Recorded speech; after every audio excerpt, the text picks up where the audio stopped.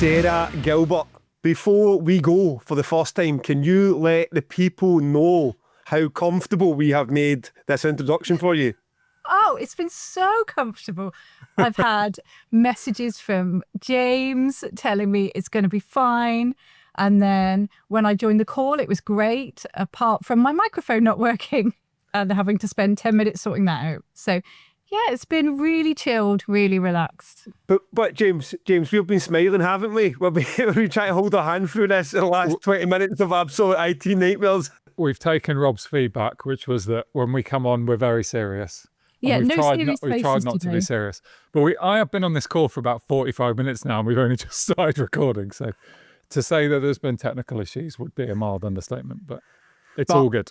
We are here now. So Sarah, the artist liaison, let's just start from the start then. Why don't you introduce yourself to I don't know your backstory to myself and to our listeners. Yeah, sure. So I'm Sarah and I do artist liaison for 2000 Trees and Arctangent. I've done it since 2007, so the very first year of 2000 Trees. And yeah, I kind of met the guys and never left. So my role covers all the backstage production. So it's evolved over time, and I now look after kind of anything to do with artists from the point of handover from James through to them leaving the site and us waving them off and getting them paid. So it's kind of, yeah, every artist knows who I am, basically. Okay. But is that not a bit? Is that like 600 artists? Oh, well, 300 if it's 150. But surely you can't be the point of contact for 300 artists. Yep. Was that a little bit of maths with Gav there? I was thinking, I was like, oh, this is going to go terribly wrong, isn't it? It's when I even fucked that up because it was a bit like, is it 300 per festival or 150? Oh shit, no, I need to multiply 2 times 150. Yeah, when you started getting to 600, I was like, yeah, he's going out of scope here. This is getting a bit extreme. Much like my VAT, I got it back in track. It's all good. There is your maths with Gav. So you. Let's start there. Let's start there for that point, because that's the bit that interests me most. When does James hand over from the point that he's done the deal? He gets in touch with the band, does the deal, and then from that bit there, does he just pass that over to you for the rest of the hard bit? Kind of. There's a bit of a grey area because he'll hand it over to Mitch first, and then Mitch picks up the kind of socials and all the marketing side of things. So, you know, there's the images on the website and the little bios and all that kind of stuff. So there's a bit of liaison with marketing to do that side of things first. And as part of that process, Mitch will grab me an advancing contact email that then we will use to start that process of advancing the bands.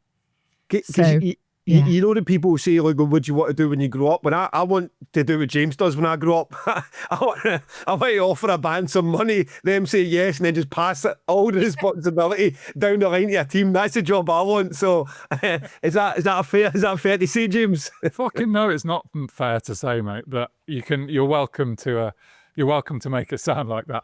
So look, let's go back. So I think, Sarah, you should sort of explain to Gav how you joined Trees back in 2007. I was messaging the other organisers last night, and Brendan, I don't know how he knows this, but he tells me that on the 22nd of June 2007, we met you in the Gloucester Guildhall.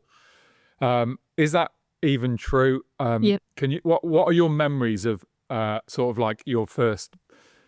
How you ended up even being at Upcote Farm that first year, and then what you did in that first year?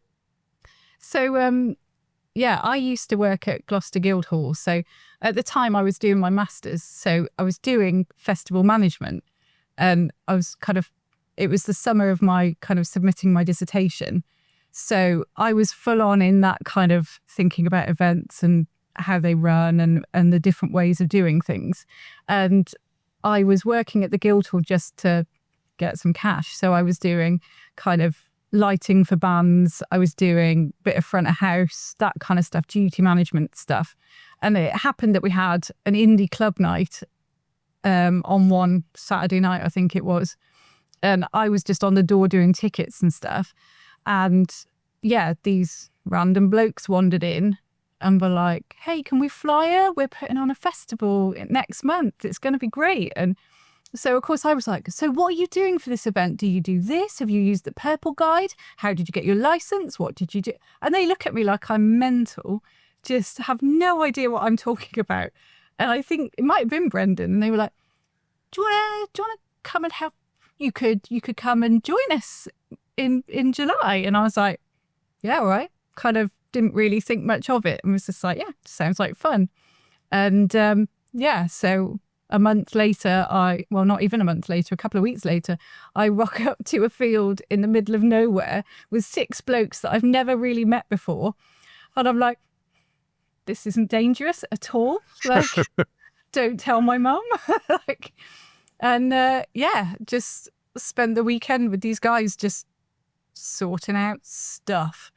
So I was on wristband exchange with Andy. So we were in a little garden gazebo. And where it was positioned, of course, it's quite exposed. So at some point that gazebo goes blowing across the field, like never to be seen again. There's Andy and I just trying to like grab wristbands so they don't blow away everywhere. I was in the bar serving Badger's Bottom cider and White Russians and running around doing that kind of stuff. I had to show the guys how to put radio earpieces in because they didn't know how to do it. So Sarah, would we be right in saying that you had more knowledge and what was going on and what should have been happening collectively, the 6 people trying to do it?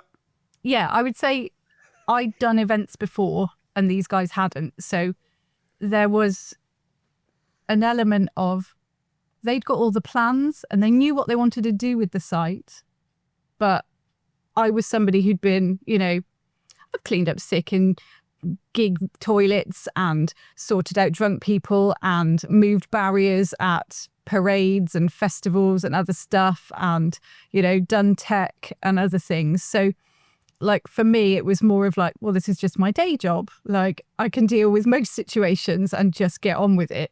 And yeah, they hadn't had that experience at that point. So I found myself just kind of jumping from one little area to another, just picking up different jobs and just helping everywhere really, which was like something I love to do. So it kind of suited me quite nicely.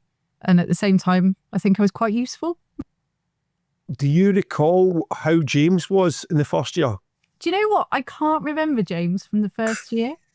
Good. Which, I've thought about this quite a bit, and I'm like, I don't remember him. And I'm like, I think it might be because you were on stage. Yeah, I was the main stage manager, weirdly, in a very strange turn of events. Yeah, I feel like I saw you to help get artists to you, but you were based there, and I was helping dotted around the site. So my role was slightly different in that. So you weren't involved with the bands at all in that first year? Not as much, no. I mean, I remember being backstage because we had Charlie from Busted because he was doing it was in Fight Style, wasn't it? Was that year 1? No. I'm not good at years like Gabba. No, it was Frank. Frank was year 1. Oh yeah, Frank Turner. Yeah. Frank was year 1. Fight Style was another year. And so I didn't do much with the bands that year. It was just did we have the gazebo at the back that year? The little garden gazebo. Honestly, when you say you don't remember me, I don't remember anything from year 1. So no, it was a blur. It was a blur. I do remember, pitching my tent where crew catering is now. So where our kind of artist liaison base is, like the fact that the whole festival was in that one kind of main stage field, the little triangle field next to the main road, just blows my mind. Like the fact I'm thinking, there's my little £15 tent from Tesco that Frank Turner fell over and broke the guy rope. And then I had to stack it out with cider cans so it didn't leak because it rained so much. I'm like, yeah, great. That is my memory of year one. You do that first year then, and so what was the, like, obviously it's pure chaos. James has said as well, there's a great dose of inexperience in there. You probably held a lot of it together from the outside without James noticing, and there's no pit barrier at the front, and just all the things you learn the hard way, and then obviously being wet on top. So what were you pack up your half-broken, soak-through tent after the first weekend, and what's your thoughts? Oh, fuck, I love this, let's go again, or I'm never going back? Yeah, I loved it. I think the guys were so nice. Everyone was really lovely. And just, I really liked what they stood for. So it was that kind of why they were doing the festival, just really aligned with me. And I was like, yeah, I get these guys. I get what they want to do and I like it. And I think the fact that it was starting from scratch meant I had an opportunity to get involved and kind of play with the festival a bit, kind of be like, could we try this? Could we do, and actually people would listen to me. In fact, later that summer, they went to Truckfest and I went with them, and they were talking about, the next year and plans and stuff like that. So yeah, I felt really lucky to be part of it. And the following year, they'd all got matching T-shirts. Do you remember your blue T-shirts with the little logo on? Shifty's going to cut this bit out. James doesn't even remember. No, tell us more, Sarah. What about these little blue T-shirts? They're a bit nerdy, but it was so cute. And they had little blue T-shirts that the organisers and their wives and girlfriends got, and they got me one. So it was them, and then I had one too. And what did they say? They say like, I'm in an album club. It had the old logo on with the world and stuff on it. Yeah. Oh, Sarah, I've been looking forward to this one for so long, but I didn't know why. I didn't know how good it was going to be. Sorry, so James. He's an old there at Truckfest and you're matching wee blue T-shirts. Now, this is a guy who comes on every week and goes, oh, is that you wearing your own merch? Oh, who'd you think you're an Iron Maiden? He was cutting about Truckfest in 2008 with his matching wives and girlfriends T-shirts. Amazing. Thank you, Sarah. Thank you. I've got nothing to say about that. What a twat, James. So you do remember, you don't remember, you're just nodding away like, no, that never happened. Those T-shirts did exist. It's hard to put yourself in your own brain from 17 years ago and what I was thinking then. But I still got mine. Wow. Yeah. I don't think mine fitted very well in 2008, so it probably doesn't fit now. But yeah, it's a true story, which I didn't know we were going to talk about. No, I didn't. Okay, so you're at Truckfest then. Well, let's try and keep it chronological because there's a million things to ask you, but let's just get to your backstory. So you're at Truckfest then. What role are you playing there? Is that like, here's the tweaks we can all do together? No, they'd got tickets to go. And yeah, they were like, you helped us loads during the festival. Do you want to come with and just hang out? So it was literally just going to Truck Festival for fun, getting some ideas for next year, and just starting to kind of think, holy crap, they delivered a festival and it went well, and oh my goodness, we could do this. So I was very much on the outside of that conversation, but I felt very lucky to be part of kind of going to the festival and just, joining in with the guys. So it was nice. And then I probably didn't really see them again until I can't even remember who got in touch with me about the following year. But yeah, it would be kind of, hey, do you want to come back again? And yeah, all right, I'll come. And that was it, really. So when did you take over the head of Artist Liaison role? What would that have been? 2008, year 2? Yeah, I think so. I think it happened quite quickly because I feel like I had a conversation with somebody about what are you interested in? What do you want to do? And I like organising things. I never thought about it directly as I'm going to look after artists. It wasn't kind of, I want to work with bands necessarily. It was just, I think I got on well with James and I liked getting involved in that side of things. So just naturally moved over there. Because just to give everyone the timeline of this, it's pretty mad when you think about it, because we're talking about 2008, and Sarah didn't start working full time for us when you're actually getting a sort of 5 days a week job until post the pandemic. I think we November 21. November 21. So it's like, 13 years later. And we, well, I think we thought about doing it before. I think the pandemic killed it, didn't it? You were probably about to come on board in, I don't know, 2019, 2020, and then it slowed down. But there's a whole period there of like 10 years where you're working for us, but really just sort of like once a year.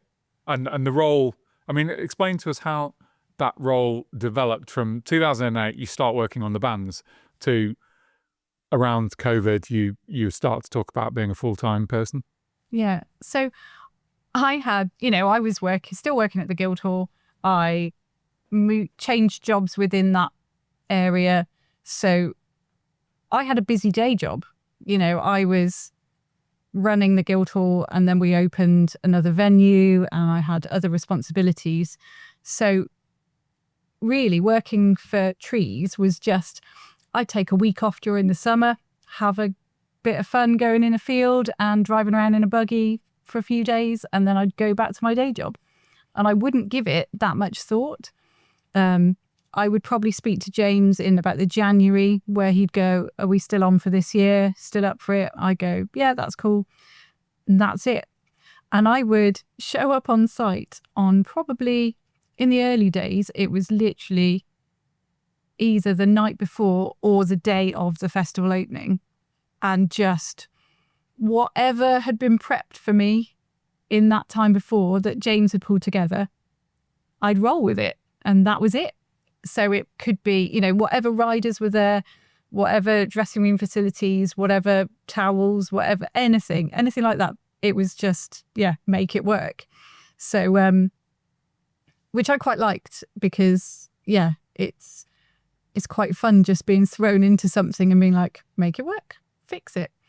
I would say those were probably the most stressful years. We've got a lot more organised since then, but it's been quite interesting seeing it evolve, because it would be literally just me.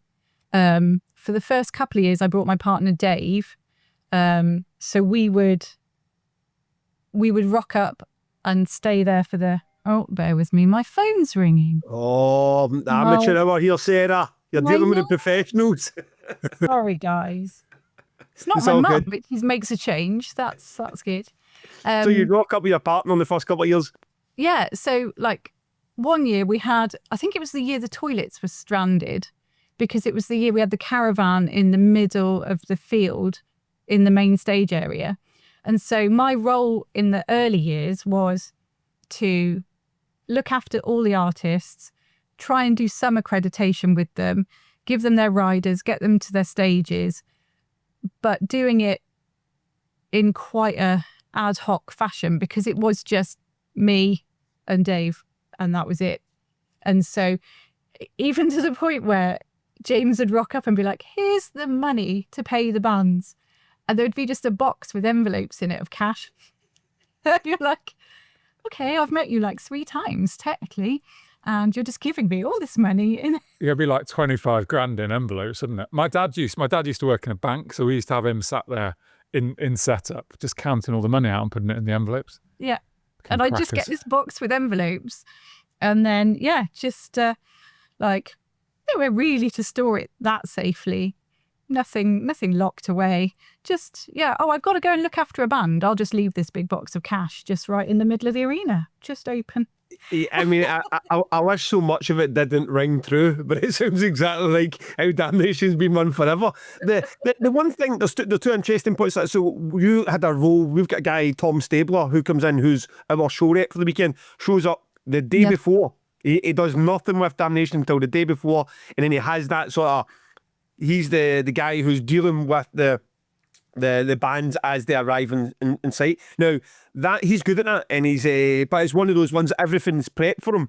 So he's about like, if you've no prep tonight, I will deal with the fallout or the problems as they're here. But we don't want to do that.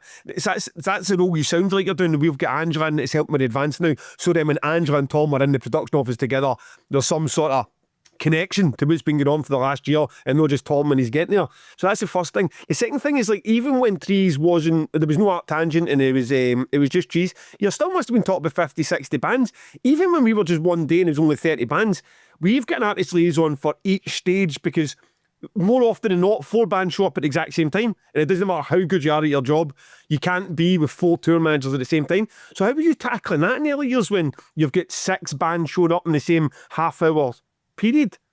So after the first couple of years, we had James started bringing in student volunteers. So we did have students that I could use to kind of greet people and to start giving me a bit of a buffer. But yeah, I did just deal with that many tour managers and just make it work. I was incredibly lucky that probably in the 4th year, I think, I met my other half, basically. This is Sarah. So there is me, Sarah, and then there was other Sarah who also helped. She came as a volunteer.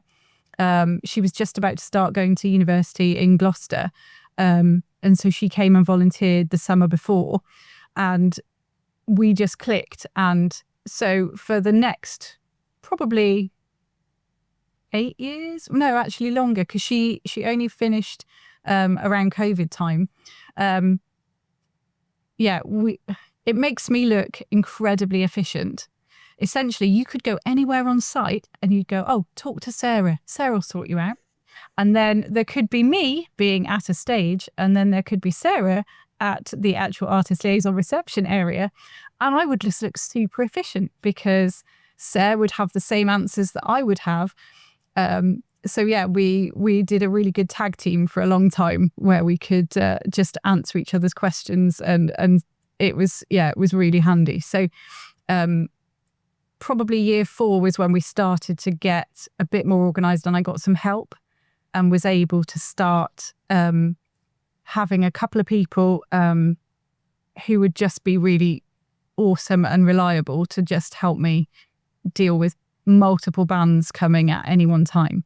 And of course, at the time, the stages were, they started, because how many stages did we have to start with, James? 2. Because it was only, so the site's very small. So to try and deal with multiple bands coming at the same time, it was easier than it is now, where you've got 6 stages and you're trying to get multiple big vehicles and vans and trailers and that kind of thing. It was a different world. So it was a lot easier in those days. I used to hate that bit. So, we're running our setup crew, we're putting up fencing, we're getting the stages put up, and let's pick a random year, 2011, and you'll be turning up maybe 2 days before, and I'm still like everything at that point. He probably even in 2017 was still doing this sort of thing. It's all in my head, or the stage managers might have done some advancing maybe, and it's all in my head, and I'm trying to basically walk around site with you whilst there is a million things going on, just going dump all the information into you. See you later. I'll see you on Sunday.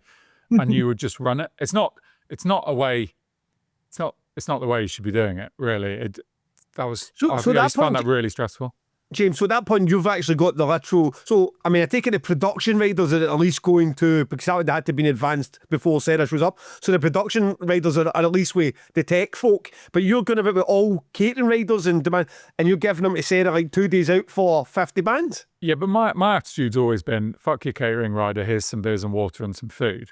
And my attitude to production back in those days, this is not like it's not equivalent to damnation now. Because you have to have a very high production spec, right? Someone like Perturbator, they're not fucking about. You've got to have it high. So you're equivalent to what we're doing at Arctangent now, aren't you? It's got to be high spec. Whereas back in those days, Trees bands are a lot less production heavy, and it used to just be like, here is the main stage, this is our lighting rig, this is our sound, suck it up, off you go. And mostly we got away with it. I mean, even now, we'll jump about with some of the questions that come to Sarah, but do you notice, because I go to Trees, right, and Trees is, of the 3 festivals you do, by far and away the biggest and most successful. But I watched the main stage production at Trees and I'm like, fucking, how are these guys getting away with this? I mean, how's there no like an 80-foot video wall there, and how come there's no pyro every corner of it for the amount of the fans it attracts? And then I go to Arctangent and I see the equivalent of what Damnation is doing. They're just tons of production with bands that want everything their own way. Do you see that between the 2 festivals? Because you do artist liaison for both, don't you? Yep. So I do you notice the difference in the demands for a band that might be $3,000 asking for so much more than a band that's $60,000 at another festival? Oh yeah, I mean, there's so many different ways to take that question as well, because Arctangent bands are very different to 2000 Trees bands. There's Trees bands are more that kind of throw their stuff on stage and play, and they just love kind of a dirty rock show. They'll just go with it. And most of the time they're up for it. And I think our reputation that we're going to look after them and make sure that they have a good show and they look good and it works carries us more than us having a fancy video wall or something like that, because they trust that we will do a good job for them. Whereas Arctangent bands are more technically minded. They've got, specific instruments and that kind of stuff that they need to have to make it sound how they want it to sound. And it's very specific. And so there's, those kind of demands are very different per festival. And just to be clear, it's not Trees, nowadays, in 2025, 26, it's not Trees pushing back and Arctangent saying yes and Trees not doing it.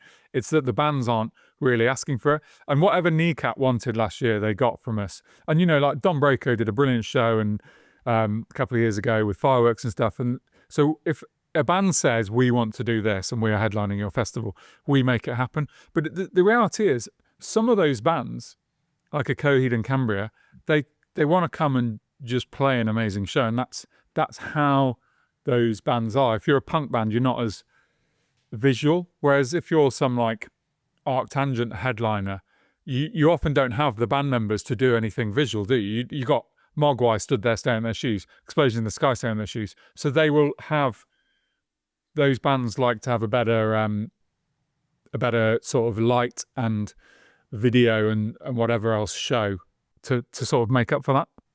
We quite often have, Forest Stage is a good example.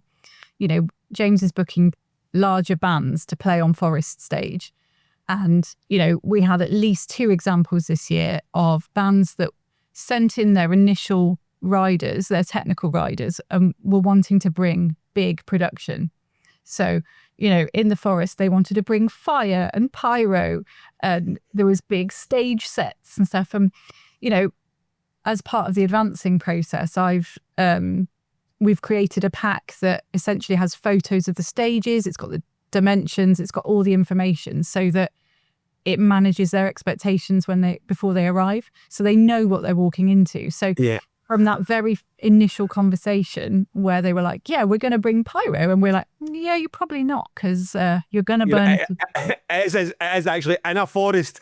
It's not just a quirky name. We're not setting off fireworks in the middle of the trees, guys. So, but that makes sense. Because it's one of those, it's that jealousy thing as well, isn't it? Because you get that, as I say, that £200 band that's showing up, and it's like everything needs to be the most quirky and expensive backline hired in, and then you're seeing, I don't know, the Chats showing up 5 minutes before they go in and headline for 15,000 people. Now, that was that. We kind of plug a guitar in, don't worry, we'll go with it. I mean, it's like, I want some of that action too. Well, so we've mentioned Arctangent a little bit there. Do you want to just talk about what your memories are of ATG starting and when you were involved and why I didn't employ you in year 1 and that sort of thing? Well, you didn't employ me in year 1 because I was at a friend's wedding. That's okay. James, They was coming to me before. I was like, we're going to set up a new festival. Do you want to come and do that one as well? And I'm thinking, oh, my day job is really busy. I do trees. I don't need the hassle. Like, I live in Gloucester, so for trees, it's pretty close. It's like half-hour away. It's nice and easy. I can go home if I want to. It's fine. Whereas, yeah, Arctangent just sounded far away, terrible music, and not something I would want to be part of. And that was like my initial, like, when he was telling me about this festival, I was like, no, it's not for me. I'm out. And tell the truth, Sarah, nothing's changed. Well, the last few years it's got sunnier, so yeah. No, it's so the second year, James asked me again, are you around this year? And I was like, do you know what? Yeah, all right, I'll give it a go. And it isn't my kind of music, but I love it. I love it. The live shows, when a band that I wouldn't listen to, I see them on stage and I think, oh my God, this is the most amazing thing I've ever heard. It's wonderful. So it's, yeah, I enjoy it because it's very different to what I would normally be involved in or listen to. The festival itself is really hard work. I find it much harder than Trees because it is that running joke that it always rains and it's always muddy. You know, I've got memories of trying to drive bands from, so we have a barn in the farmyard area that we would base artists. And so historically, the headliners would be in our kind of kitchen area at the barn. And then we would have to take them to the main stage to perform. And it's quite a drive. You can't walk there. Well, you can, but it's not for a headliner to walk.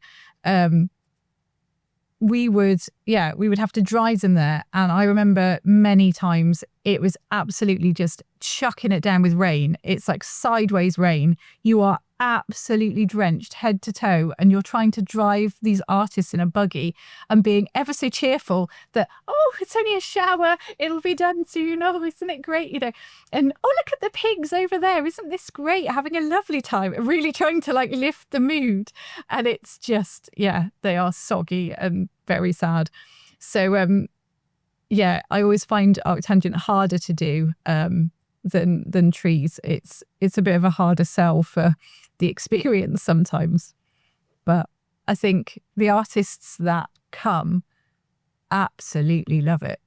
It's, you know, Highland came a couple of years ago and we'd had a few meetings in advance of what the site was going to be like and how it was going to be for them on the day and what their requirements were. So we planned it all out. And then when they arrived,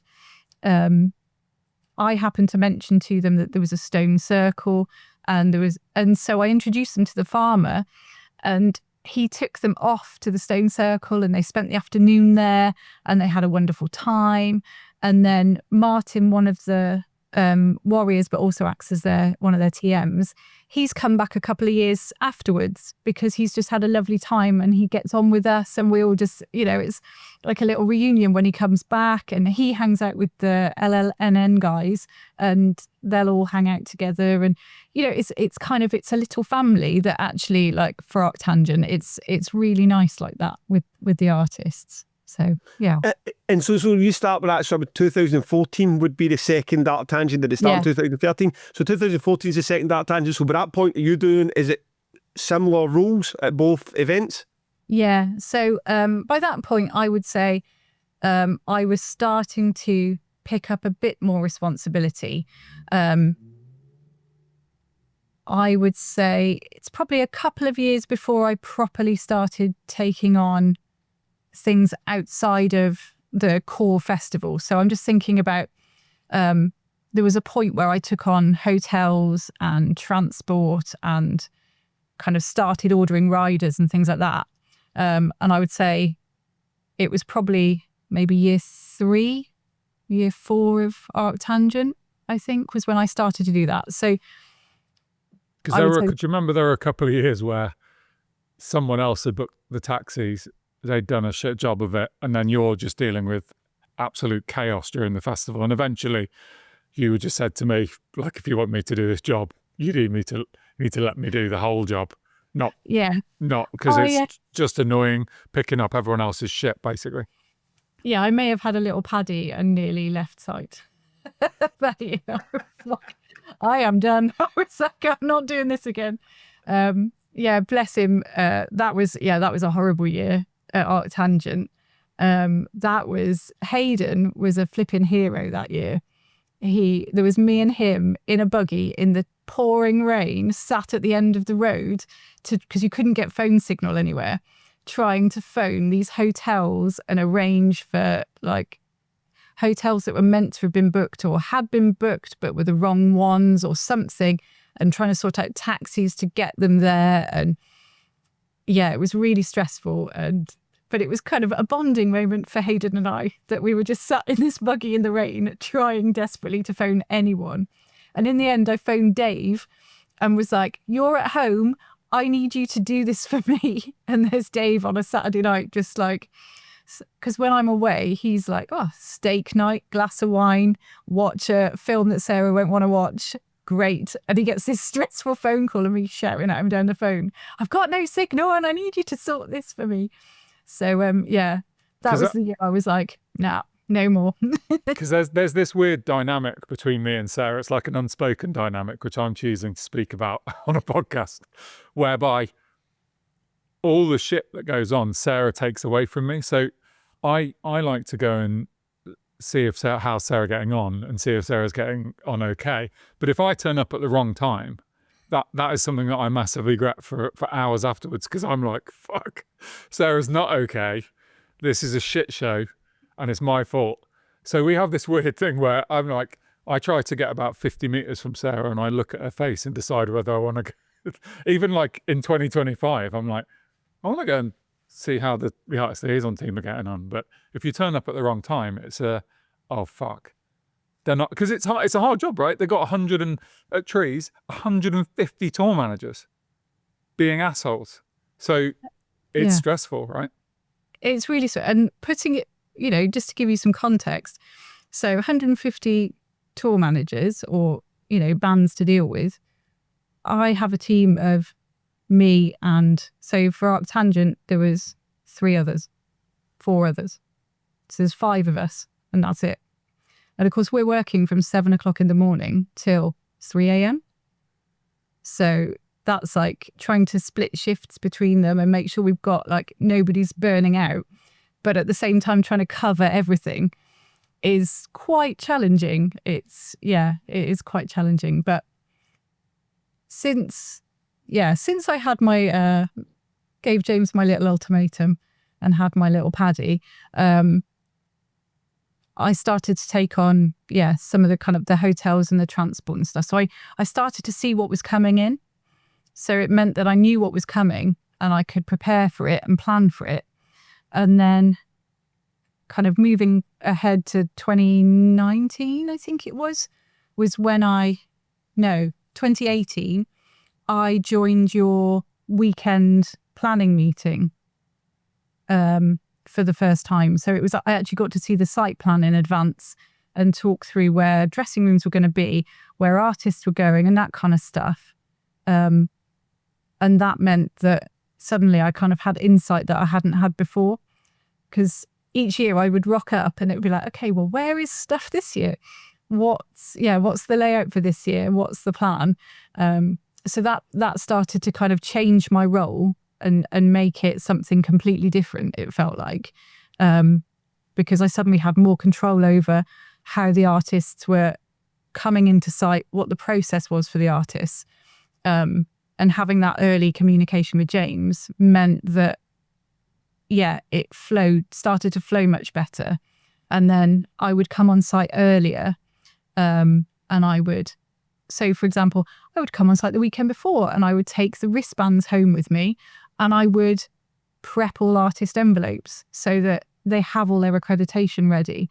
They have all their meal vouchers and bits and pieces they need in advance. And suddenly when you come on site, you're not having to panic do it, or there's not volunteers doing it in the setup team who aren't going to be doing it on site. And so there's a disconnect between that knowledge.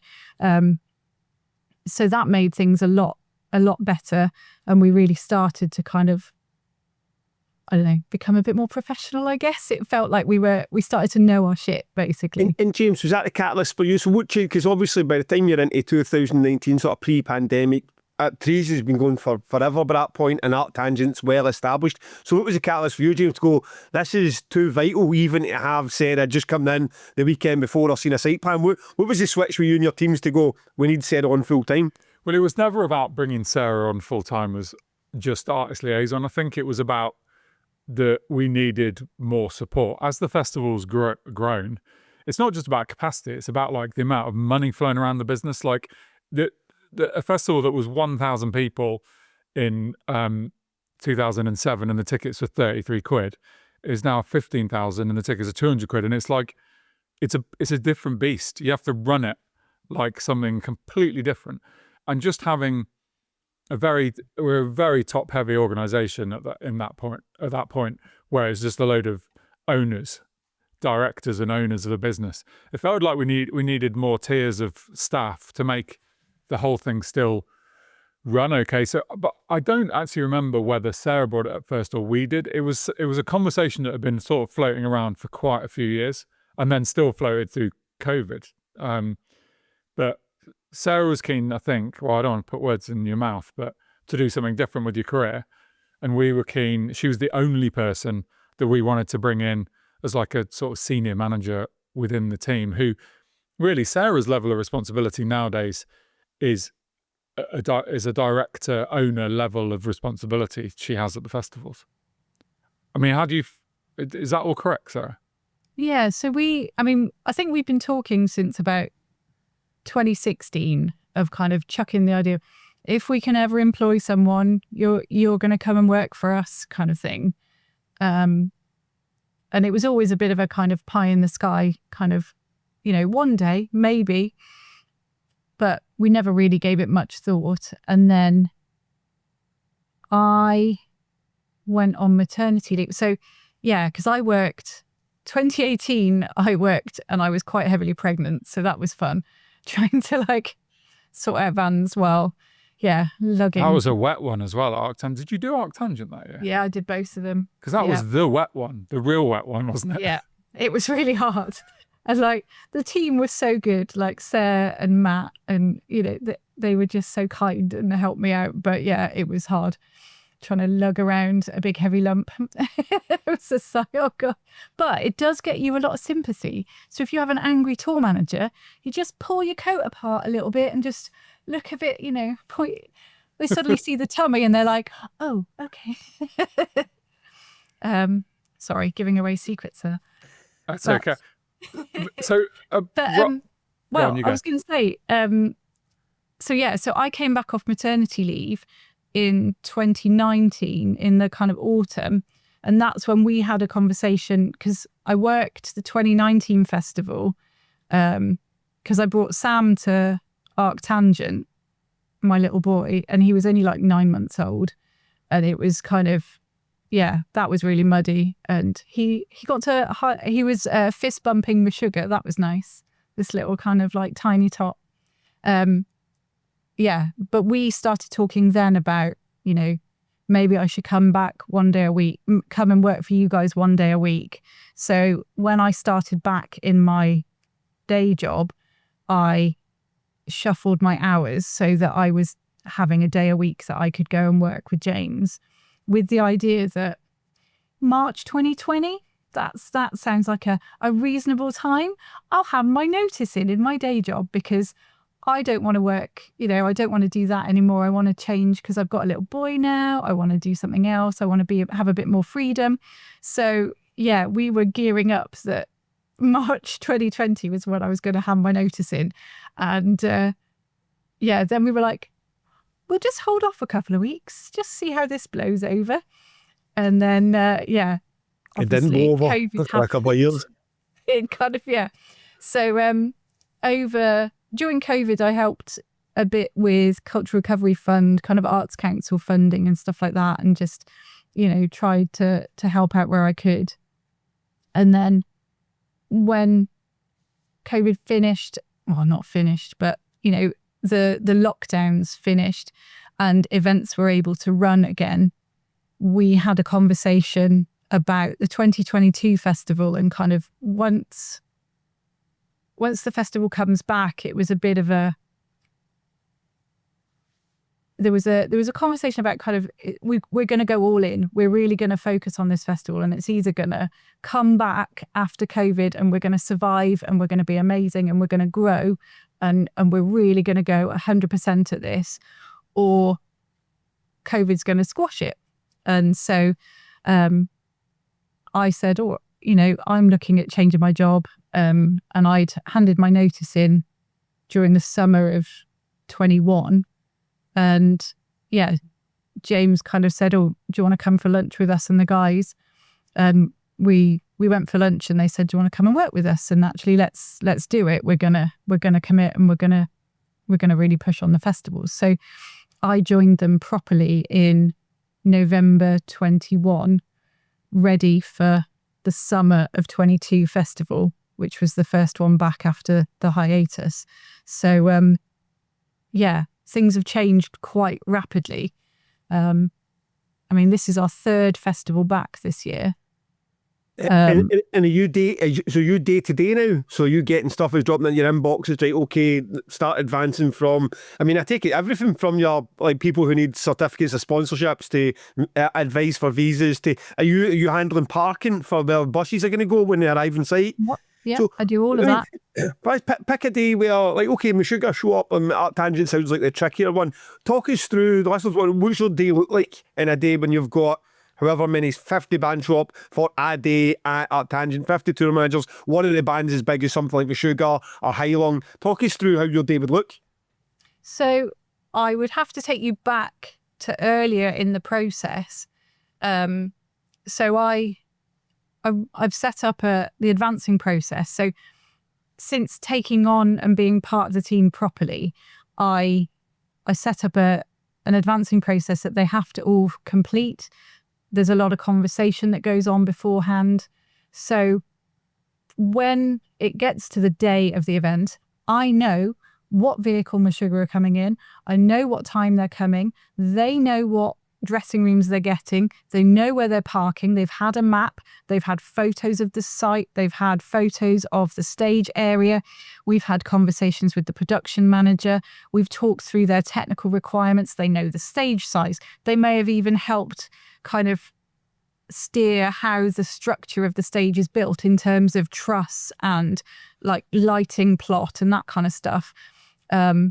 Because we try very hard to kind of make sure that the headline is a part of that process where required, so that we're not trying to put a square peg in a round hole and then makes life hard for everybody. It's like, actually, let's make everyone part of the conversation.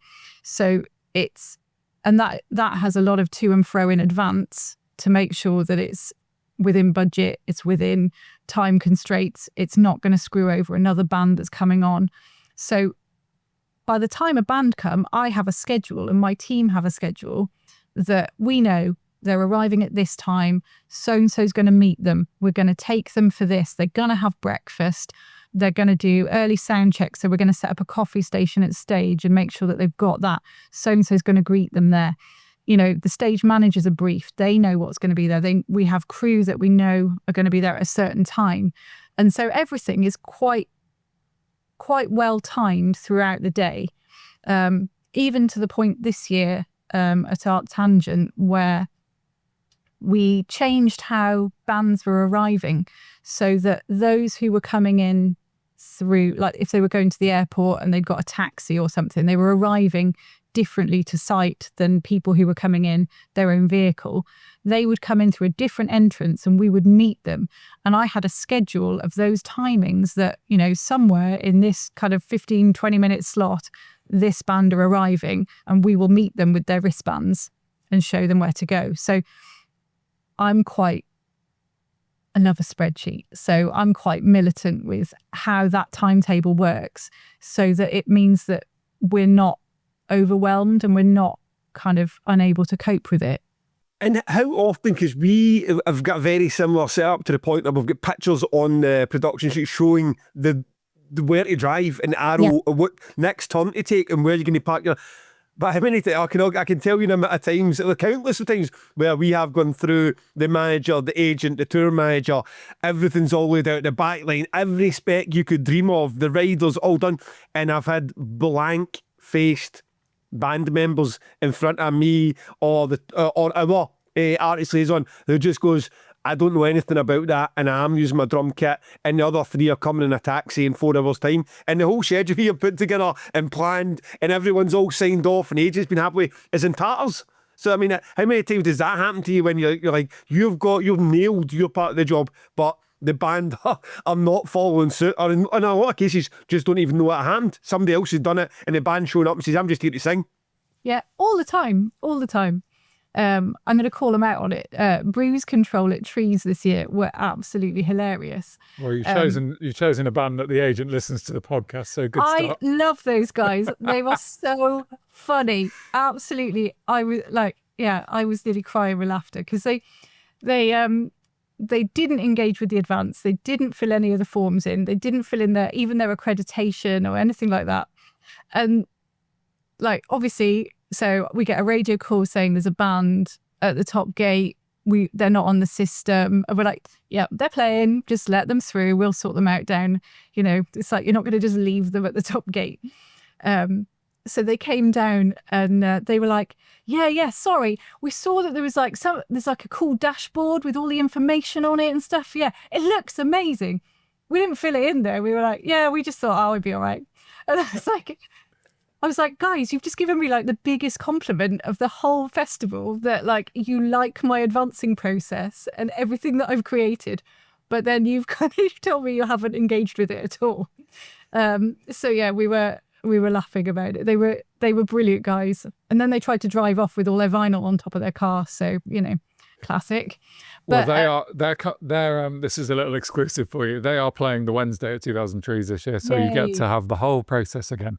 I love them. They were so sweet. They were really cool guys. But yeah, they were just such a great example of kind of, you can plan and you can send them reminders and you can chase them to fill in a form and they still will not engage. But as long as they know where the site is and as long as the teams at the various stages are like, they know to come to you and go, just let them in. It's fine. We'll make it work. Then we do have enough flexibility to accommodate people who haven't engaged, and we can go, okay, well, you're not going to use our in-house backline, or you are going to bring your own, or you're doing something else, like, because as long as everybody else is kind of organized and we're like, there is some wiggle room. It's when you've got everybody not doing it, which is kind of how the early days was, where it was kind of nobody really knew what the other band was doing, and so it did get a bit chaotic, and thankfully, like, Trees particularly, the artists are so chill mostly, it's kind of, it worked fine, but yeah, it's much better now. Yeah, circle back to that question, and so like someone who's went to the plan, or a vague outline of your plan and showed up when they're going to be at the engine's going to be, they'll know everything that's going on. So talk us through, like, I don't know, your 12-hour period where what you're doing actually on site at Art Tangent or Trees. So I would be, I'm based at Artist Liaison Reception. So it is essentially, I will meet various tour managers. Some of them will be greeted by the main team. Some of them I will greet because I've had a lot of conversation with them in advance. Normally that equates to, I will talk to headliners initially and then hand over. But sometimes, depending on the level of conversation we'll have, I can say, oh, do you know what? Chris is going to sort that out, or so-and-so is going to sort that out. But yeah, essentially it's just customer service all day. I spend all day just talking to people. We're essentially the information point for the festival. So for backstage, so anyone who's got a question will come to us, and they want to, they might want to ask about parking. Where can I park? I've brought, one of the big ones at Trees is, I've brought my camper van. Where can I put it? Can I plug it in? No. Like, so, because we have quite limited artist camping. So, of course, they're the ones you have to try and find a space for. You'll have people talking about merch. Where's the merch tent? Where's this? Where's that? I don't want that for lunch. Can I swap this for dinner? Can I do something Are else? you at least able to, do you pass the merch advancing on to Kevin's team at Big Scary Monsters? Or are you still need to be the one that's like, you're only allowed to bring one vinyl and one shirt, and then get the argument back with the merchandiser to say, no, we were the headliner, we want to sell 4 variants of hoodies. Is that your problem as well? Or do you pass on to Kev? Kev and his team are amazing. They're so good. So we talk early on, and I get text from them that I put into the advance. So I try and bat away any questions in advance by going, this is what you can bring. It's limited to this, this, this. If you have any questions, contact the merch team.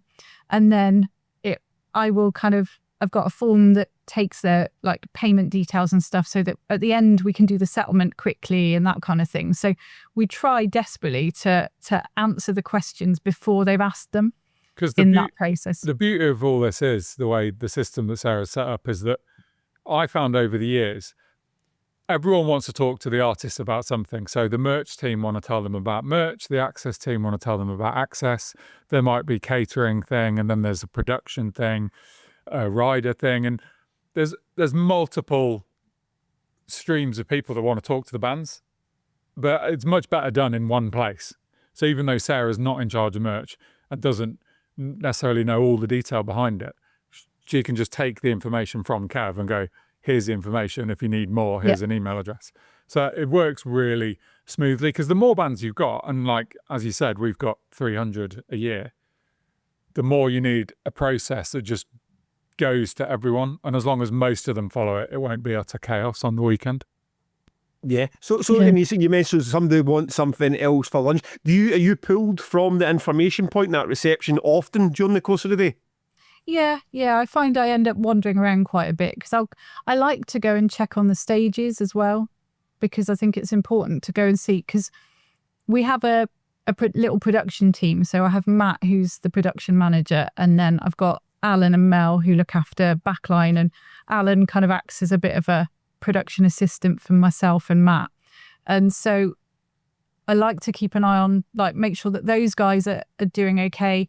We moved them actually so that they're based at Artist Liaison reception, so we're all together, which means that if a band arrives and they've got production questions, they can speak to the backline guys right there and then, which is really handy. That's worked really well. But then I like to go out and see the stages and talk to the stage managers, because I look after all those teams as well. And then we've got volunteers. So we have volunteers on the stages and Artist Liaison. And again, I rota all of those guys and schedule everything for them. So I like to try and make sure that if I can, I go and see the stages to talk to, check in with them and make sure that everyone's okay. So there's a lot of kind of looking after people. Essentially, I kind of feel like the backstage kind of festival mum. Essentially, I just go around and just keep an eye on everyone, make sure everyone's okay. So it could be a stray tour manager that needs something. It could be a band member. It could be, a guest. It could be somebody on a stage. But essentially, my role is just, answering questions all day. And I can find that I'll skip lunch because I won't even have noticed that it's been lunchtime and it's gone. And suddenly it's like, oh, it's 7 o'clock at night and I thought it was 10 a.m. Yes. So it massively undercooks Sarah's role to think she's got an artist liaison team of 5. It's actually that there's an artist liaison team and there's a team at each of the 6 stages at Trees. They all report to Sarah. There's a production team who are overseeing the stages and all the production, but they report to Sarah. There's a backline team that reports to Sarah. She's got a hand in catering and all the sound and light. There is like 30 people on site probably or more doing sound and light on site, and they report through the head of sound and light to Sarah. So it's like it's a big role, and like I'm doing things like saying, oh, hey Sarah, so and so booking agent is coming to the festival. Can you make sure that they're happy? They've got food and drink, and we've given them a bit more attention than historically we would have, which was nothing back in the day. So there's loads of elements to that role, and if something goes wrong, some backline issue or the hotels are not booked or the transport's not, then it all falls on Sarah, essentially. Because we've got, I look after agency guest list and band guest list and all the organisers guest list. So there's a whole kind of, you have the artists, but anybody that is able to get into that backstage area essentially will come and find me and ask me questions. And it's quite it works really well in the sense that I have a lot, because it's a central point, we can deal with things centrally, which is quite nice. But it can be sometimes you're like, please stop asking me questions for just 2 seconds. That would be nice.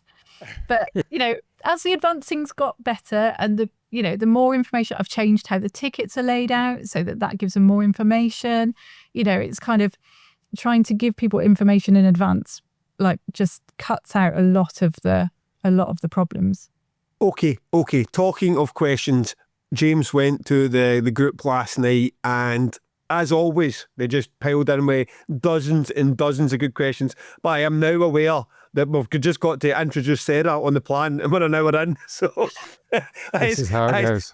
This is just how it goes. Let's quickly choose something for the Patreon, get a shout to ISO, and then we will get into as many of these questions as we get, because some of them are absolute crackers. So last week, it was a guy called Gary Blackwood who got picked at the Jug of Joy, and he said he didn't know what to do. So he took it to the forum, and it was pretty disgusting. People were saying like a live stream of the Two Girls One Cup with us reacting to it. Some people said us doing TikTok dances.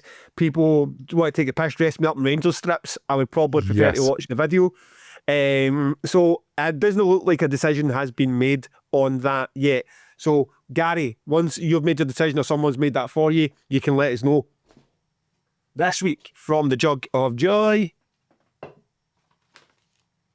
we will go with a Chris Watts. Although I think Chris Watts, I recognise that Freaky Wombat email address. I think he might have been picked before and his name's been back in because he joined Patreon after Kofi. If I've got that wrong, Chris, if my memory isn't as good as I think it is, you can let me know and I'll pick 2 this week. But I think you might already have been out before. So we'll go with a Nicholas Manktello. Nicholas Manktello. Let us know what's happening. You remember? No, you don't have any clue what's going on, James. So just I will leave you out. I'm just enjoying the pronunciation as always, mate. Although I don't pronounce pronunciation correctly, I hear. So fuck this. It's a slippery slope, mate. It's a slippery slope when you start fucking that up. I wouldn't bother, mate. I wouldn't bother.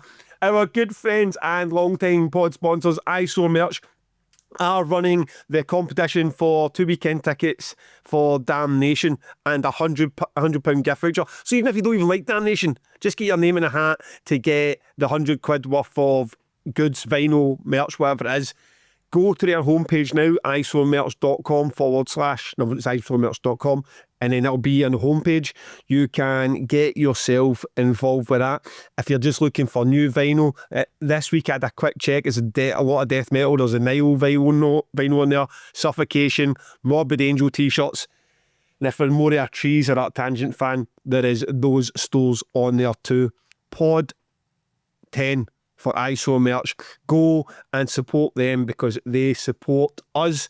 And you have until Wednesday to get involved in that Damnation competition. So go and do it. This will be the last time I give you a shout out for that. Go and do it. People are lazy as fuck. I see if it's not just clicking a like in a Facebook page or a like and share. People don't bother. So go and take advantage of everyone else's laziness and get yourself 2 weekend tickets and a fucking £100 voucher, probably worth £500 at that competition. Do it.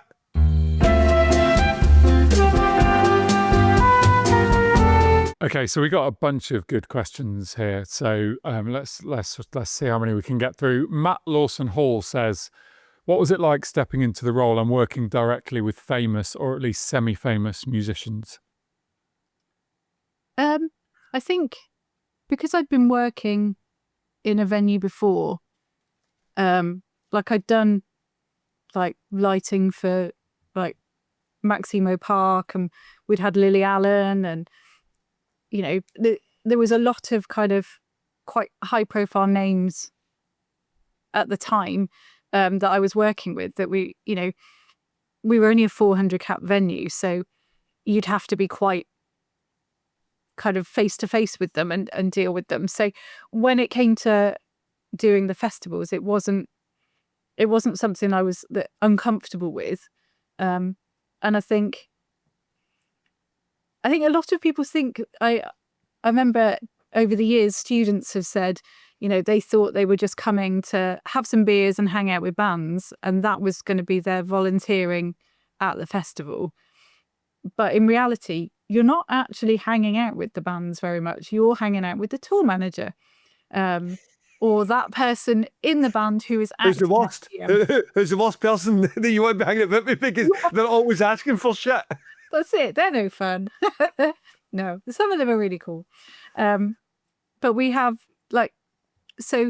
I think when I was working with the different artists, I wasn't intimidated by them, because I'm here to give you information and I'm here to help you have a lovely day and to make your life easy. So you don't necessarily have that. You don't get starstruck, because you're kind of like, guys, you're parked in the way, you're kind of blocking the road, so I need you to move. So you're not really got the time to be kind of like starstruck at somebody because they're causing a problem or there's something else that needs to be done at that time.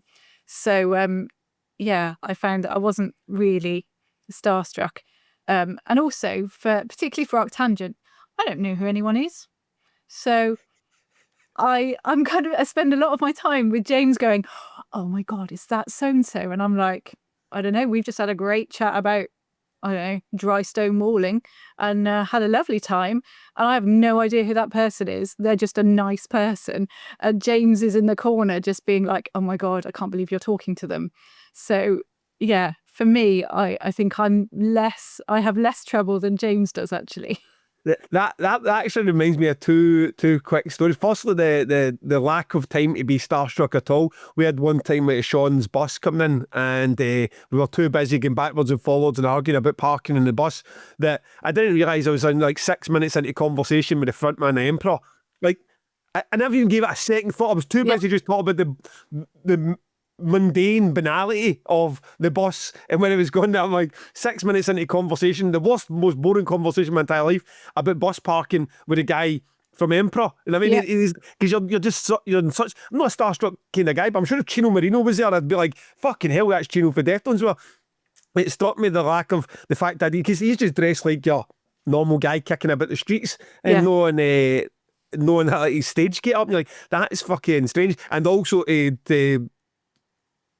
and the point you made about James, when we were sitting trying to put the plan together for the live pod at Trees, he's going, that's the guy for Alexis on Fire. And then he's fucking Googling him, and he's showing me his picture and goes, that's him there, Gav, that's him there. And I'm like, mate, I've got a hangover, I don't give a shit, I want to go on stage and make sure we don't. But you can see James, I'm like, James, you fucking paid him to be here. I mean, you can't be that surprised. No, but that's been a few times. But there's that weird connection between like the famous person, your booking is with the booking agent, and it just seems like fantasy festivals on a computer, doesn't it? When it's like the real, like, I mean, At the Driving was the big one for me, which, and I still regret that when Opeth played Arctangent, I didn't clap eyes on them apart from when they were on stage. I didn't see them at all, not once. But yeah, it's just a weird thing. But with Sarah, I've always liked the fact that she, even when, like, I know Sarah is a fan of like Jimmy Eat World, but even when it's like that, she's not really that bothered about the whole like the fan aspect of it. Whereas we get a lot of people at the festivals that annoy the hell out of me because they want to spend their time talking to the bands. Like in any given year, half your volunteers are just there to try and hang out with the bands, and some of your crew, and like I'll see a selfie of like one of my mates or one of the bands, and it's like, how the fuck did you even get backstage? You don't need that. You want a professional setup, and Sarah's just never, ever seems to really be anything other than just professional and friendly and nice with those people, rather than being like, oh my God, I want to talk to you about your new album or whatever. It's just not how Sarah does it. And what you apart from when I have to say to when James asks me if I could introduce him to somebody, and then I have to be over and be like, you know, like when you're a teenager, you're like, oh, will you go out with my mate? There's a bit of that kind of like, oh, would you, in fact, I normally have to phrase it as kind of, James, who's one of the directors, he books the artists, and he'd really like to meet you. Yeah. It's a weird thing. I find it, even at my festivals, entering someone else's dressing room, I find an awkward experience. I find it awkward when Simon from Biffy was there. I remember going into Meshuggah's dressing room at Arctangent and just being like, this is their space. It's not my space. Yeah. I feel James, like I'm in their space. I completely agree. I don't do it. See, unless I've got sort of job to do, I have to go into hand over some information or a part of a rider. I don't do it because I'm very much like that. That is their space. It's a bit like, and if it's just to be like, chap, oh, by the way, I'm the guy that runs the festival. I mean, I can imagine me sitting in that seat going, so fucking what? I mean, I'm the guy with the talent who plays the music. So I don't, and sometimes I regret it. Sometimes I see pictures, as maybe no with but other people on the crew have got, or I've met them. The worst ones when it's usually artist liaison, and they get to spend time because they're working with the band, and then by the end of it, they've kind of struck up a bit of a friendship, and like the singers went and signed a record for me. Like, I want a record. I want a signed record. How come the guy in crew's getting like a beautiful hoodie and a high five and a shout out online, and I like, but well, I suppose that band didn't know I exist. You know what I mean? I'm just the guy that pays the bills. Absolutely. Sarah, tell us about Frank Skinner, because I'm massively jealous about this, because I've not met Frank Skinner. So I think it's come via Rich Massara, who programs our comedy at 2000 Trees. And I think, I can't remember exactly how, but essentially, I think he was either trying to book Frank or through the agency that he's with, got into contact and and essentially he wasn't going to perform, but we gave him guest list, him, his wife and his son. And so last year, they came to Trees, and I didn't really have much to do with it, but because I didn't even arrange their tickets or anything, but they ended up coming to site, and they somehow got to me in the process of trying to get to site and not quite sure where they were going, as most people end up with, like, go and see Sarah, she'll sort you out. So they rock up, and we just ended up having a lovely chat, and kind of, I told them about the site, what we do, where we've come from. And I have a bit of a kind of a little spiel that I have about who we are, why we're here, and that kind of stuff that I like to share, because it's an interesting story and it kind of makes people feel like they're part of our festival. It's nice. And so I think from that, we struck up a conversation. And then over the weekend, they kept popping back and having a chat, and like where I'd recommended some bands, they really like Creeper, that kind of stuff.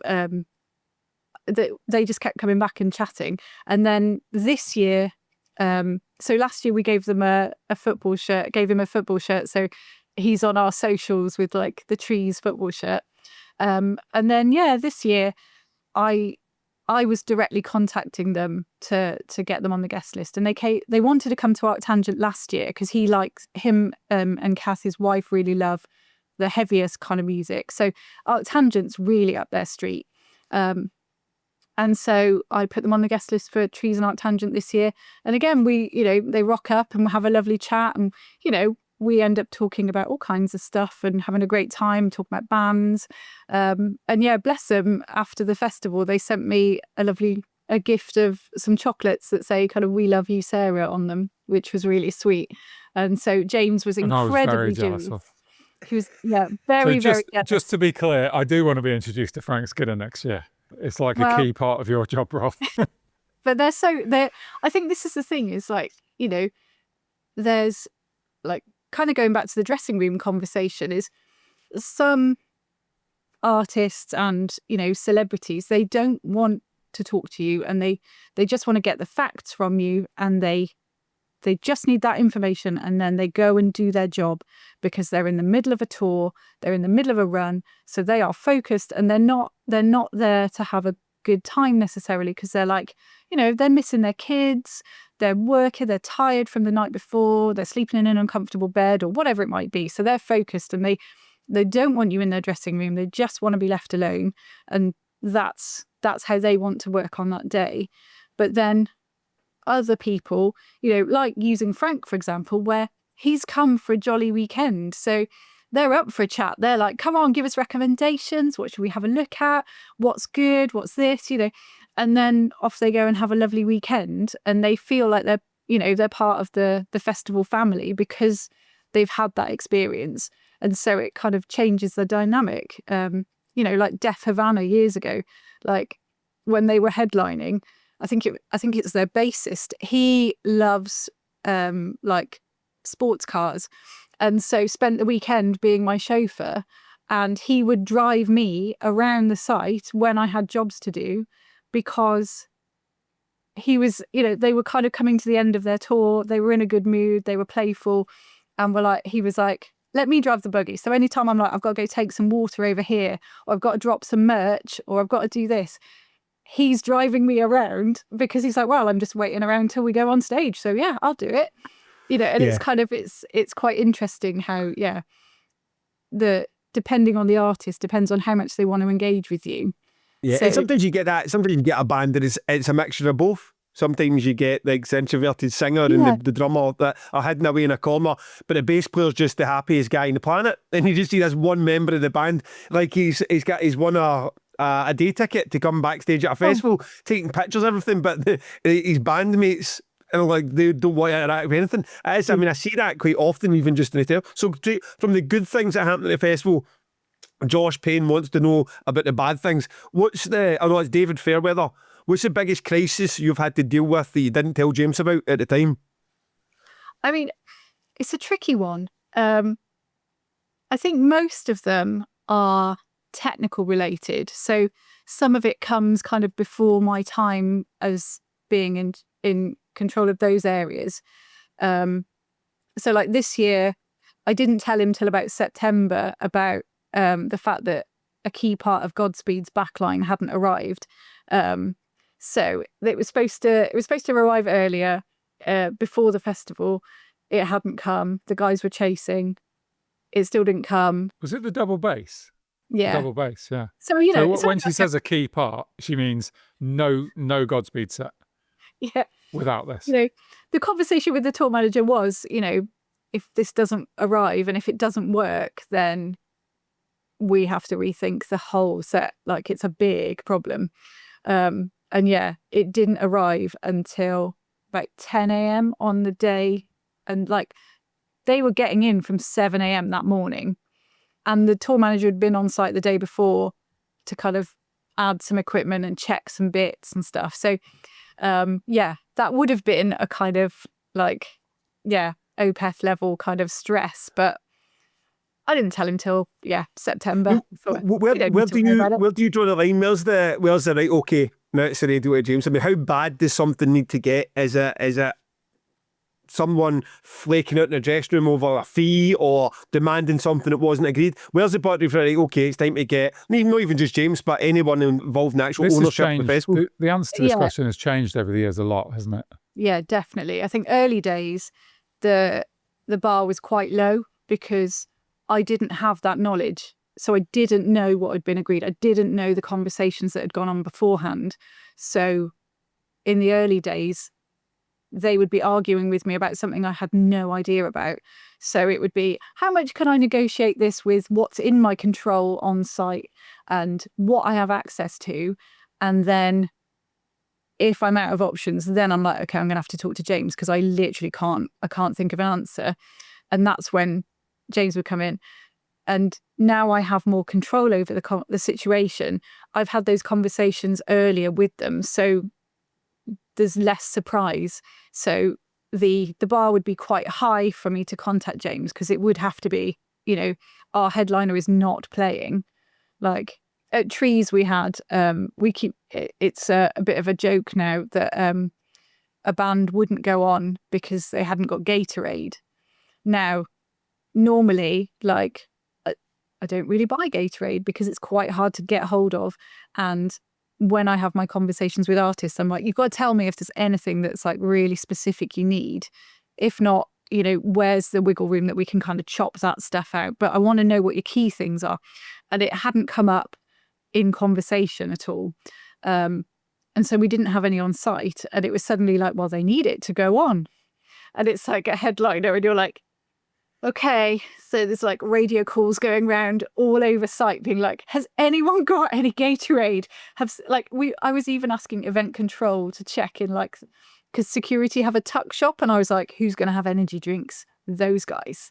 Like, no, they didn't have any, so we managed to get some of the kind of flat Lucozade, and that was fine. They did that. But, it's those are the incidents where you're like, is he really not going to play because he hasn't had a little sports drink? Yeah. No one's want to play, no one wants to play a game of chicken with that though when you're the organiser, do you?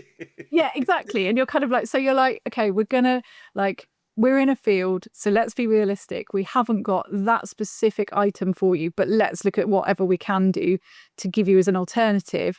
And so we'd got loads of different drinks that we had as like alternate, and we're like, okay, pick whatever you like, you can have, we've got this selection. So normally the bar, nowadays the bar would be quite high to tell James about something, because, using that Gatorade example, that's over in like 5-10 minutes. Like, you've had a conversation. And I can't make the Gatorade come quicker than Sarah can make the Gatorade come quicker. And I can't actually find the double base for Godspeed either. And like Sarah is just as capable as I am to do all the things that you should do to make that go quicker. My only thing is if there's like stuff getting cancelled or changes in times, I'm so anal about the Clash Finder that I want to know. If bands are overrunning, I want Matt, the production manager, to radio me. If like there's mega technical problems, which we rarely have, but like Deaf Heaven a few years ago is a good example. I want to know about those things. Everything else is like Sarah just makes the call nowadays. In 2009, Sarah would have been radioing me saying, Fight Star want another bottle of Jack Daniels. Is that okay? Yeah. There's no calls like that anymore, and nor do I want them. And it's not good, no need for anyone.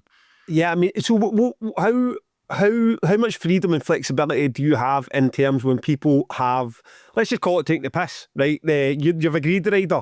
It's you've bought him where it's going to be. You've agreed the guest list. You've said it's 10 people or 5 people, whatever, and they show up and they want another 3 names in the guest list, or they want another 2 bottles of Jack Daniels. Do you have the freedom to go, right, I'm making the call on this, I'm just going to order on the 2 bottles? Or do you also have the to say, look, you're just not getting it because that's what we agreed? How would you play that out when you get a band, a mid-sized band? Let's know everything with headliners, there's a lot of bending over backwards for. Just a mid-sized band at either of the festivals who just have agreed something and taking the piss a wee bit by the time they show up and say, no, 3 names in the guest list and all extra stuff in the rider that wasn't agreed. How do you handle that? Normally, guest list is a kind of, they have an allocation. So unless there's a good reason, I'm kind of quite like, because the thing is, it feeds into your full capacity for the site. So you're not like restricting their access just to be a dick. You're doing it because actually we have ticket sales and we have capacity for site. So there is only an allocation of so many for guests. So we're not just doing it for the fun of it. But, if I know, Arctangent, for example, they don't use all their guest lists because a lot of them are coming, if they're coming from abroad or they're traveling far, they're not necessarily bringing a lot of people. So there is a bit of, I can be like, okay, well, you've asked for a couple more, that's fine, because I'm not concerned about how much capacity. And if they're, not if they're a nice band, but as in like, if they're asking you in a reasonable way and there's a reason for it. And, sometimes we've had it where it's kind of, I'm bringing my wife and we've got 2 children and it's our first time that they can see us because we're local. I'd really love for them to come and watch that. That they're not going to be rampaging around backstage causing mayhem. They're there to see their dad perform. So there's a kind of a bit of wiggle room on that. In terms of riders, I do have the oversight of it. So I can say yes or no, but it depends on when they arrive and the conversations that are happening, because, they know well in advance what their allocation of rider is. If, like you were saying earlier, you've got bands who rock up and they have no idea what somebody's advanced for them and they're just looking at you blankly and they're asking for a bottle of Jack Daniels or whatever. I'm on a greenfield site. So I've bought this stuff in advance and it says it in the advance. We buy this in advance. So, I can't just pop next door to the Tesco's and go and buy something, like it may not be on site. There may be no way for me to get it to them, you know, without actually sending somebody to drive off site to go somewhere. So it really depends on the conversation and how it's going as to what I can do for them. And sometimes if it's like, do you know what, this is a reasonable request and I'm trying to accommodate you, you know, sometimes there's like people have alcohol allergies and stuff, so they can't have we go, here's your beers, and they're like, well, I can't have that, you know, like we try and help them, but it's like, so I will give them an alternative if I can. So it all just depends what I've got kind of in stock, in inverted commas. It's, what's available at the time on site, really. Now that leads well into the next couple of questions, actually. Josh Payne's asking, what's the stupidest thing you've had to deliver or source because James agreed to it on the rider? 2 electric drum kits for 2 years in a row, probably. Explain more about that. Why? Because they're really hard to get hold of.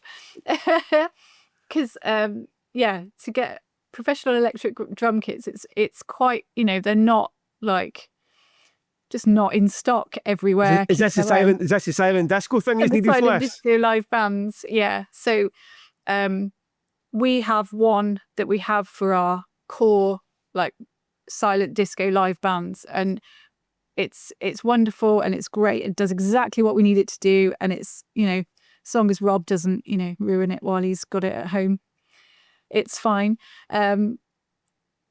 But yeah, to get a second one is quite challenging and quite expensive. So trying to find a cost-effective option, of way of getting a second electric drum kit is quite challenging, and has often involved us driving all the way to London to go and collect one and drive all the way back again.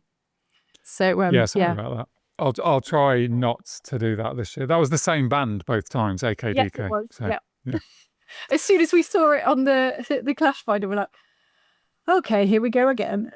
Yeah. I mean, also in keeping with like difficult rider demands then, Andrew Goodberry, what's the most outrageous or unreasonable last minute request that an artist has hit you with on arrival, and how do you decide if you can make it happen or not?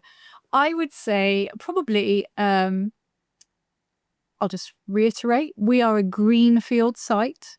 So we have portaloos all around the site. We don't have running water on site. That is not what we don't have that available. And yes, we have had at both festivals, a member of the band will not use a portaloo and is kicking off until they can use a proper toilet. And at Trees, this involves having to talk to the most wonderful man in the world, Rich, who is, lives on site, and use his bathroom for this member of the band. Oh, having to have that conversation with him is just humiliating, and I just spend the rest of the weekend groveling at him because it's so bizarre as well, sir, because, you know, you're going to someone like Rich, who is probably just a hard-working older guy that probably doesn't have a great ego problem, and you need to take that conversation to him on the behalf of someone else who you don't agree with to start with, who won't use a portaloo, and then try to explain it. Like, his reaction is probably, my reaction would be, you're not using my toilet, mate, because the guy sounds like a prick. Why would I let him use my toilet? I won't do it out of stubbornness. But you're doing it as like, no, this is in behalf of the festival, to make this problem. Do a favour for me in the festival. Let this guy use your toilet. How did that go down? Because he is the most mild-mannered and lovely person, he has always been very generous and very kind and said yes. He's clearly uncomfortable about it, and, you know, his family are at home over the years, and, you know, it's not something I want to take advantage of very often at all. And did you say twice? Sarah, did you say you've done it twice? Yeah, at Trees and Art Tangent. Art Tangent's a bit easier because there is a flushing toilet at the barn. They're not the greatest, but, you know, it's a proper toilet. So you'd prefer a portaloo, wouldn't you, really? Yeah, there are times when a portaloo is better. But, you know, that's what you've asked for, and I can give you that. But just before James takes on the next question, did they explain to you why? What was the reasoning behind it? Had they heard the Stinky Pete episode or something? Why did they not want to use a Portaloo? No, sadly, this was way before, any Stinky Pete episode. This is kind of a few years ago. And an Arctangent was, recently. It was, they didn't say why, and they didn't explain anything. It was just, they won't use a Portaloo. That was literally, it's not even a conversation, it's they won't. So that is the line, and you have to accommodate it. So I don't know what we would have done if we didn't have the farmhouse. I may have had to chat up the wedding venue or something, but or use the pods or something. But it was, trying to find an alternative is challenging. Yeah. Incredible. Okay, Carl Shanks asks, if the band and crew you are working with are really polite or really rude, do they get different treatment from you? Be honest, Sarah. Be honest. We're all human. Well, exactly. From being a human, yes, they get treated differently. They don't get given anything differently. They don't get, but it's, I will make myself available if people are friendly and polite, and because you want to help people. It's the same as if you were working in a shop, or in a bar. You'd be like, okay, I'm going to serve you your drink, or, serve you at the till, but I'm going to keep the conversation quite short and polite and concise, get the transaction dealt with, and then go and do something else and remove myself from the situation, because I don't want to be shouted at, or I don't want to be rude, have somebody be rude to me. And then those that are nicer, you're going to be available. Be like, yeah, come on in. Let's sit in the office and work out what you need. Yep, sure, I'll help you print that thing or whatever. And I'd still do it for the bands that are rude to me, but it's just, you try not, I've got, like we've said, 300 bands over the summer that I've got to deal with. And when some are quite rude to you, you're doing 16-hour days trying to look after all of these people. Say there's 6 people in a band, with a couple of crew and stuff, there could be 10 people, and you're trying to look after everybody. And then to have people be rude to you, it can really hit you. It's quite hurtful. It doesn't happen very often anymore. In the olden days, it used to be quite, I'm a girl, and it was quite clearly male-driven kind of industry that was quite, sometimes people could be quite rude to you about, or dismissive of you. And, you'd stand to have a conversation and they'd stand in front of you, that kind of thing, because you're not part of it. But then you're the person in the background going, I'm going to be the one fixing this for you. And have you found that get better in years? Obviously your experience get better, but you've in a sexism issue, have you found this get better in the industry? Oh, so much better. So much better. And it really makes any incidents that do happen kind of more recently, in the more recent years, they stand out like a sore thumb, because it's very, it's just uncommon now. It doesn't happen. And it's nice. It feels nice that has changed. It's like a nice positive change for being backstage and not being objectified or just ignored or whatever. It is much better now. Good. I'm glad to hear it. The Toby William Allens, what advice would you give to an up-and-coming band who are about to play their first medium-sized festival as to not aggravate the artist liaison team and not take the mick with riders, etc.? I mean, even expand that question a wee bit for that. What advice would you just give a band working with your team or any team at this festival size to make the process better for you and them? Yeah. I mean, one thing I've noticed is kind of quite often we find bands come to us and they're quite, the first interaction you might have with some of them is quite standoffish, and they're quite, and it leads me to believe that some of the other festivals they're performing, they're kind of like on a conveyor belt, and they're kind of treated in a kind of quite dismissed themselves, and so when they come to us and we're like, okay, let's even to the point where if we've got time, it'll be like, right, let's get a cup of tea and work out what we're doing. Everyone happy? Have we got this? Have we got that? It's kind of, an interesting insight to me about how they have experience at other events. So for us, my advice would be engage with the advance, like the advance that's sent out, like you've said, that you have a similar process to us. Other festivals will have the same. They will be giving you information because they want to make your arrival as easy as possible, because if your arrival's easy, their process of you, getting you through the process of accreditation, riders, getting to stage, parking, all of that kind of stuff, it becomes so much easier. Whereas if you don't engage with it, you don't know where you're going, you don't know what to expect, you don't know what your rider might be allocated, what you've been allocated as a rider, you don't know, you may not know your timings properly, so you may arrive late, you may not realise that it's kind of the access to a stage is limited, you may not realise that the stage setup is going to be different to what you're expecting. So my advice is just engage with the team and to go through the advancing information, read the advancing information, and just really make sure you know what's going on. And if you have any questions, just drop them an email and ask, or phone.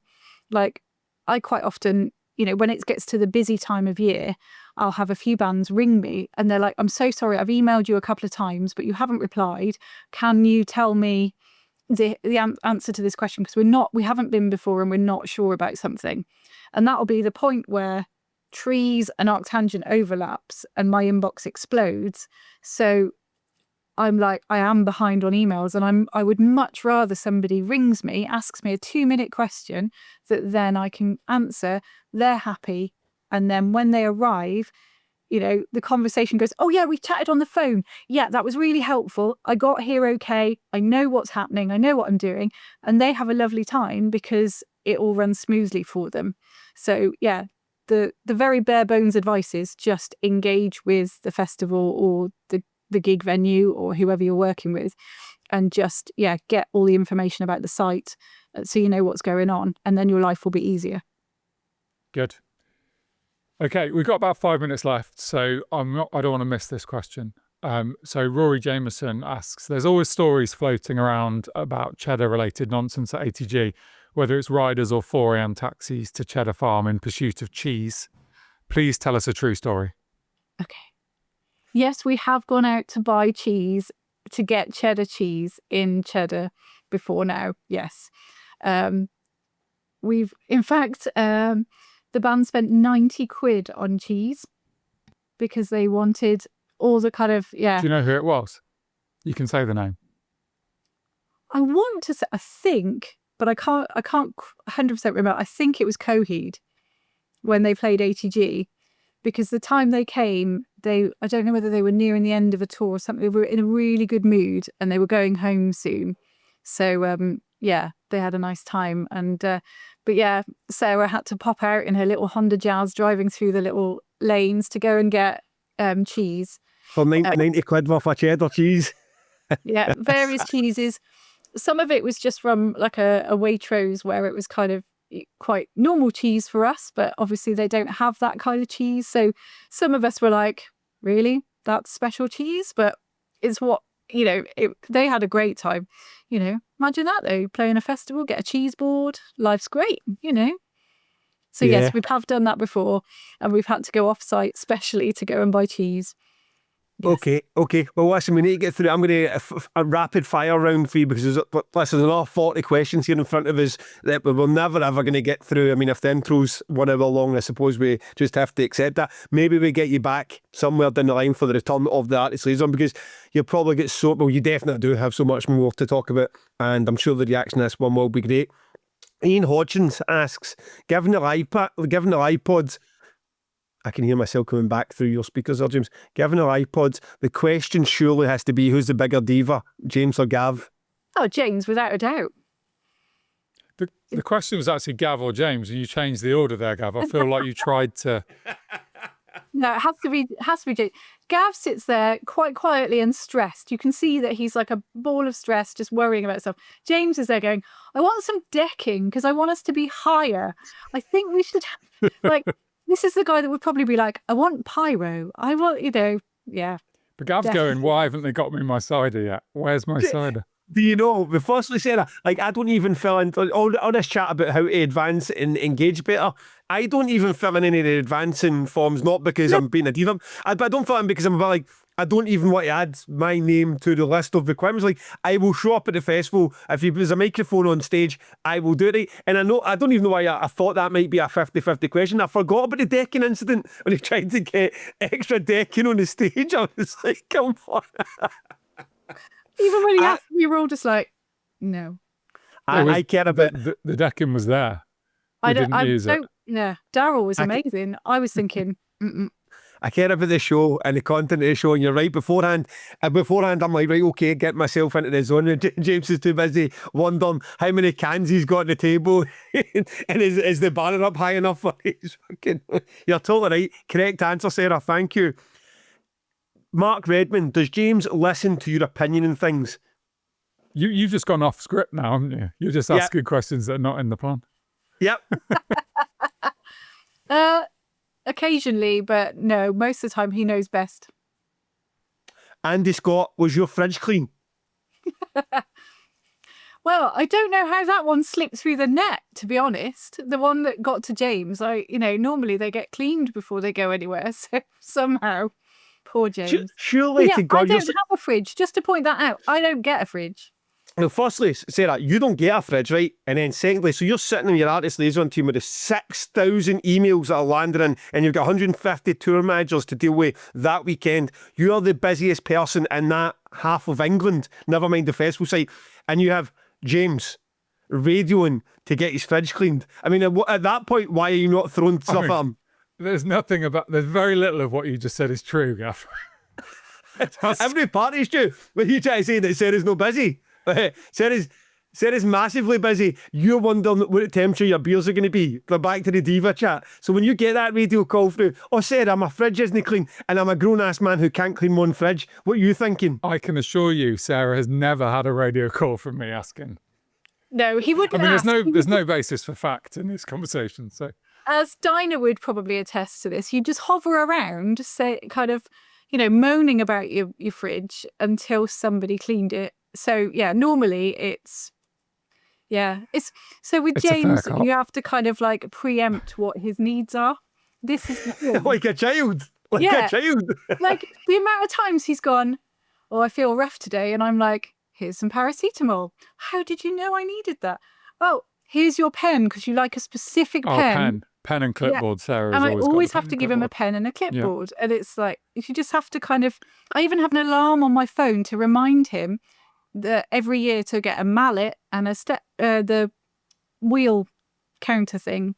Yeah. Yes. I mean, that's all true. I've been on tour with this man, and see when he's got a responsibility to do that he can't get out of, like driving. You see, he mumps and moans about it the entire fucking day. And I'm like, geez, you're in insurance, you're driving. Tom doesn't drive. I'm not insured for this van, and I'm drunk, so I'm not driving. James, you're just gonna have to do it. And you can see him just looking about as if I said he's gonna appear for somewhere and sort this problem out. I'm afraid not, pal. So guess what? He's getting a driver sorted for the next tour. I mean, that he wants that problem solved. But that is the thing that, like, over the years of being involved in the festivals, it's a running joke that Sarah will sort it.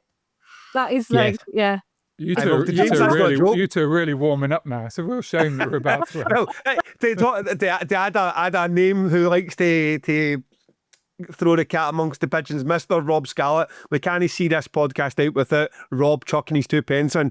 Do you even like rock music, Sarah? Yes, I do. But just, I like happy rock music.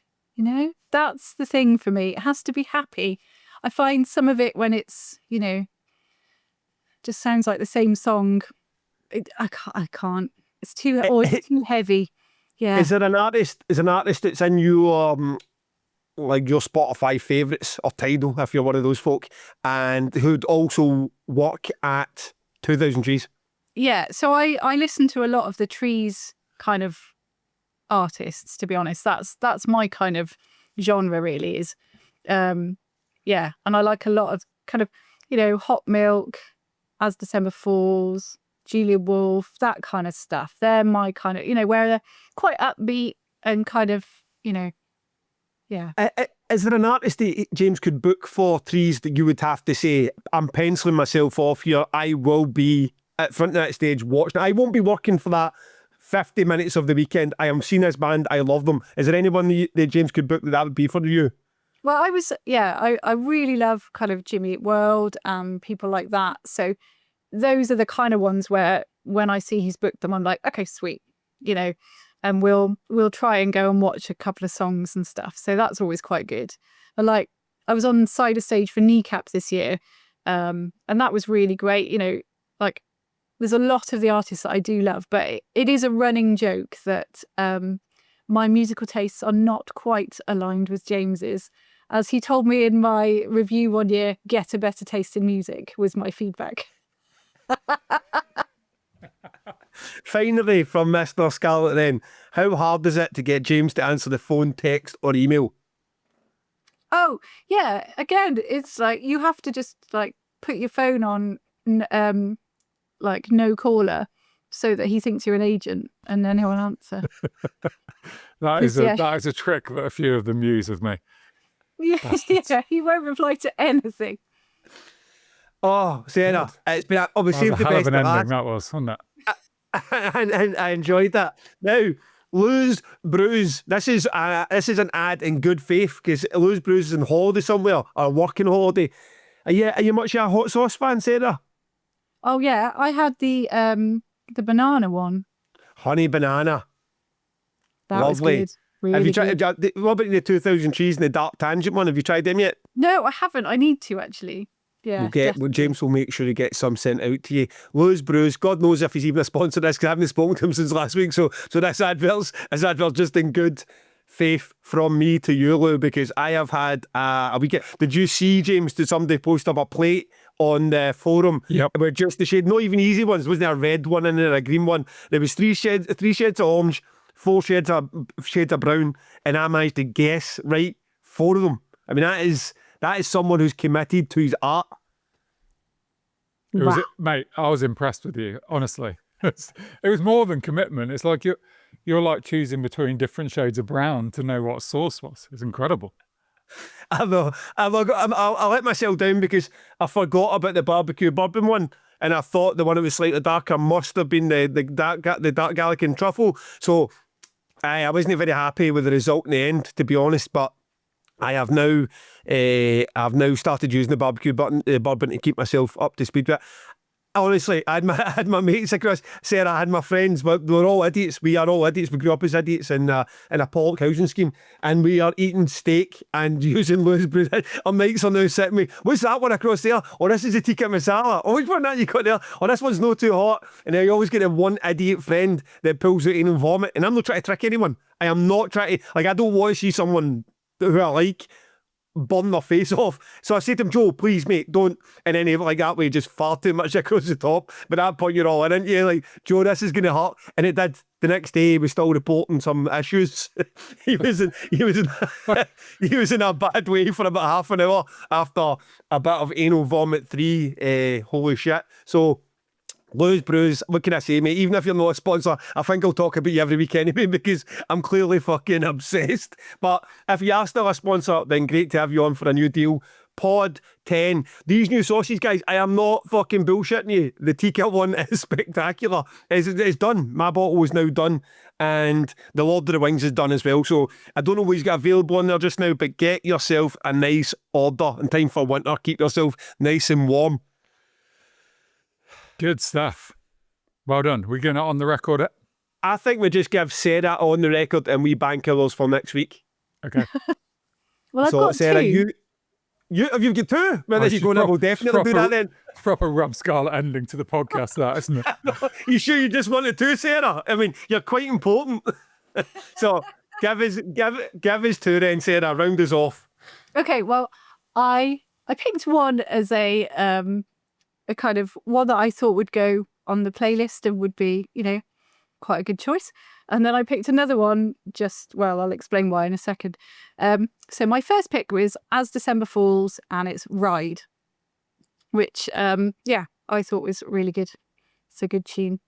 And my second one only came about because James suggested that if I didn't have music choices that suited from Arctangent or Trees, then I could pick some of the shit that we play in the office.